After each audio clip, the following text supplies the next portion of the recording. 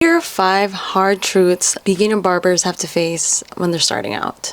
Number 1, when you're starting out, repetition is going to be your best friend. In order to get comfortable with cutting hair and even trying out different styles, learning how to cut different types of hair and styles, you're going to want to find a way to work at a high volume.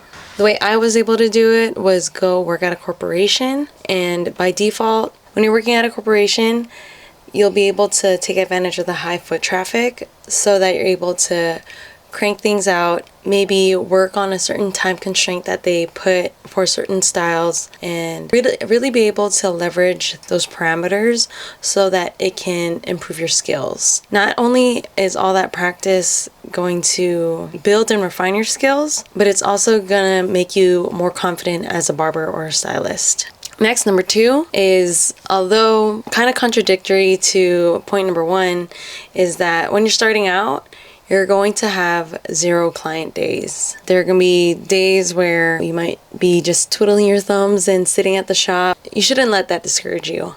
That might be happening for the first weeks or months, hopefully not years, but I won't dismiss that possibility. It's going to be okay, even though you have those 0 client days, because we all started that way. It's our responsibility to make the most out of those 0 client days. Whenever I'm at the shop, I always make sure that I have maybe my laptop with me, maybe a camera stand or tripod so that I'm able to set my camera and just catch some B-roll.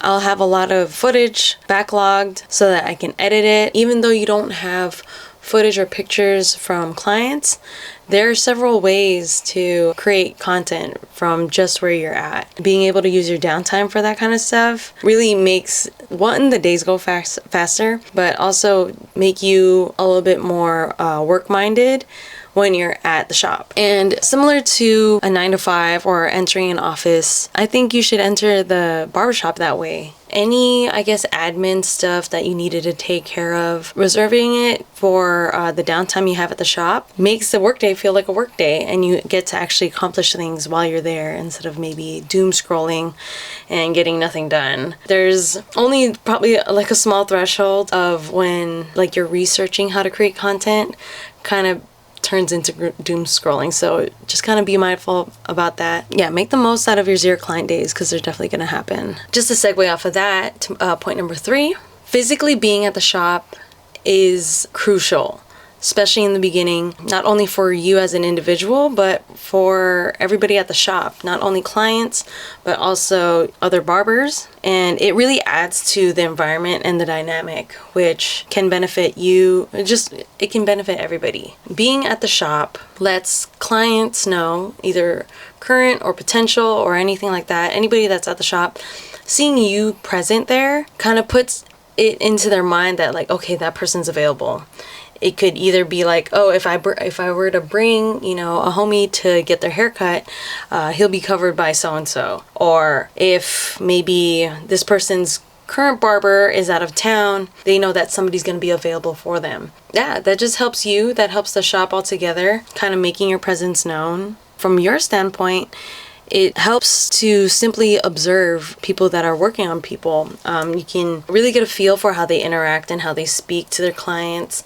You can feed off the chit chat that happens either between the client and the barber, or barber to barber, or just everybody all around. I think that really contributes to that barbershop atmosphere, and you become an important addition to the culture. I don't think anybody should dismiss that, because your presence is very important in the space, especially because it's such a small and intimate space. Music might be blasting, maybe it's not, but then your presence adds to the overall culture. To go take that further, like I said, you're able to watch and observe how other experienced barbers cut, and that's going to help your own experience and how you look at certain haircuts. If you get the permission of the client and the barber to possibly observe or ask certain questions if they're not on a time constraint, being able to get that first-hand observation instead of simply just searching something on YouTube, which is also helpful, but we can't solely rely on that as our resource. You get a completely different type of learning experience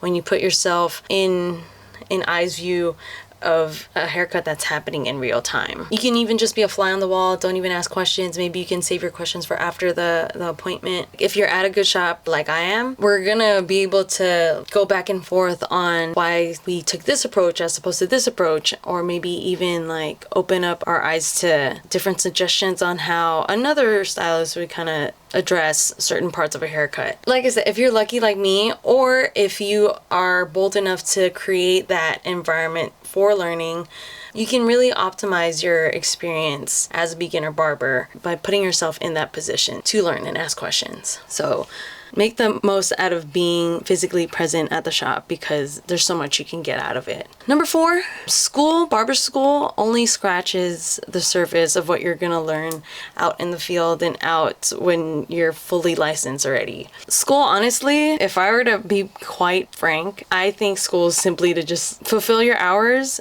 learn sanitation, and barely learn the basics. I wouldn't stay married to every single idea that was taught in barber school and make it like the holy grail of information, because that's just the tip of the iceberg of what the industry has to offer.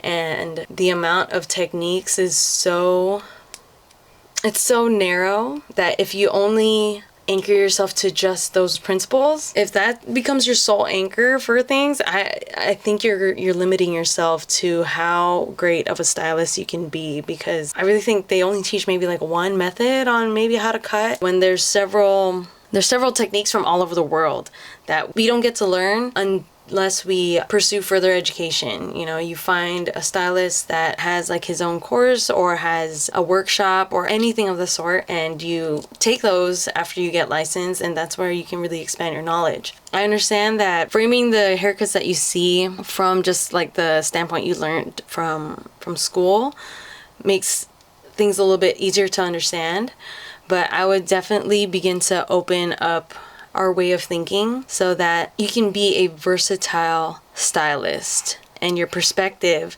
is able to be expansive instead of like contractive, so to speak. There's just hundreds and hundreds of ways to approach a certain haircut. There might be certain styles that do require precision and very meticulous technique, but a lot of other haircuts, like the structure of how to achieve it, there's definitely more than one way. So definitely open up your perspective on how to approach different haircuts. It's just gonna make you a better stylist. And lastly for this list, number 5 is that constructive criticism is a good thing.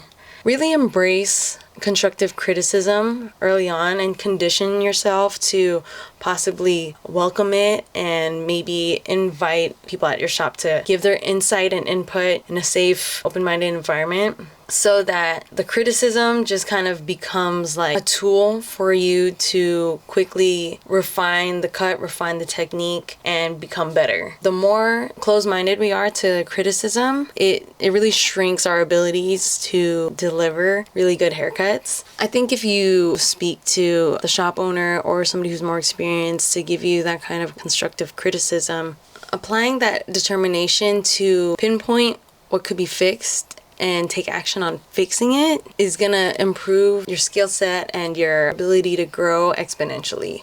In essence, constructive criticism is meant to help you grow and not tear you down. So welcome it. It's only gonna make you better. And I hate to break it to you, but I think everybody, no matter what stage they're in, can benefit from constructive criticism. I think even the well-seasoned stylists don't even see it as that. They just see it as a part of the entire process. Maybe it's something that's just like necessary, and they seek out what can be fixed. What aspects of my work need improvement? Because if we don't ask for somebody to critique us, then everything's perfect, then I think you can just like plateau. But framing your approach on something that's imperfect but always can be improved just leaves so much room for possibilities. Yeah, I think those are the 5 hard truths that you need to face as a beginner barber. Repetitions, they're only going to benefit you through practice and building up your confidence. 0 client days are inevitable. Really embrace them and take responsibility for what you do with those 0 client days. Make it productive as best you can. Being present physically present at the shop is vital in the culture, your experience, your dynamic with the rest of the members at the shop. You always want to be at the shop at the days that you designated. School is just the tip of the iceberg when it comes to information. Don't let it be the be-all end-all. If you didn't get the most out of school, you're okay. You have the rest of your career to learn the newest techniques, the most efficient ways to go about things. Fundamentals are cool, but you have so much more to learn, and that's the exciting part. And lastly, criticism is a good thing. Be able to take that criticism, fix your mistakes, and just grow into a better barber and stylist.